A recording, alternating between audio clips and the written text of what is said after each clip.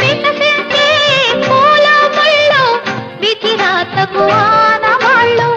ఒకరి కంట పన్నీరైనా ఒకరి కంట కన్నీళ్ళు.